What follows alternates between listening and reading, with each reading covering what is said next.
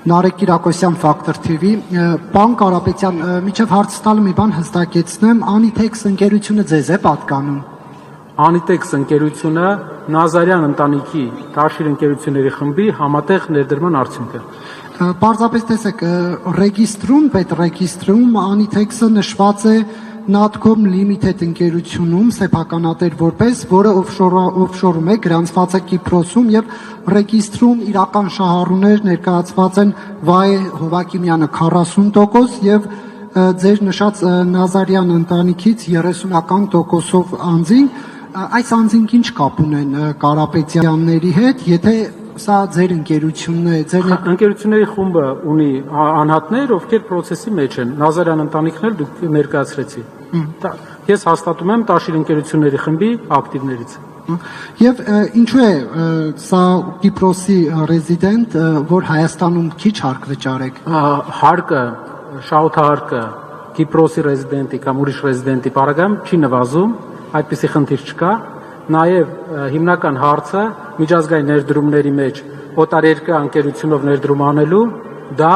շատ դեպքերում պաշտպանվածությունն է ներդրումների։ Օրինակ, որ մի օր մի գործիչ չզարթնի ու չորոշի ունազրկել մեծ հիմնարկի սեփականատիրոջը։ Աշխարհում ընդունված փորձ է այն երկրներում, որոնք չեն հարգում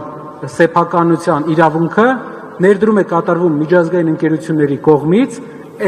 որպեսզի միջազգային օրենքները պաշտպանեն։ Եվ քանի որ սրանք ճշտող հարցեր էին, մեկ այլ քաղաքական հարց, կուսակցության նախագահ պարոն Սամվել Կարապետյանը պետք է հայտարարագիր ներկայացնի, որտեղ որպես կուսակցության նախագահ նման պարտավորություն ունի, մեկ անգամ արդեն նշված ժամկետը նա բաց է թողել եւ կոռուպցիայի կանխարգելման հանձնաժողովը ծանուցում է ուղարկել, որ պարոն Կարապետյանը 30-օրյա ժամկետում հայտարարագիր ներկայացնի, այլապես նախ վարչական, հետո քրեական պատասխանատվության է ենթարկվելու։ Ինչու պարոն Կարապետյանը չի լրացնում, ինչու է խախտում Հայաստանի Հանրապետության օրենսդրությունը, քանի որ մի քանի օր է մնացել վերջնաժամկետին ԿԿ-ի սահմանած։ Պարոն Վարդևանյանը երևի պատասխան է այդ հարցին ավելի մասնագիտորեն, ուղղակի մենք պետք է հիշենք, թե ում մասին է խոսքը եւ ինչ կապիտալի եւ հնարավորությունների մարդու մասին է խոսքը, հնարավոր է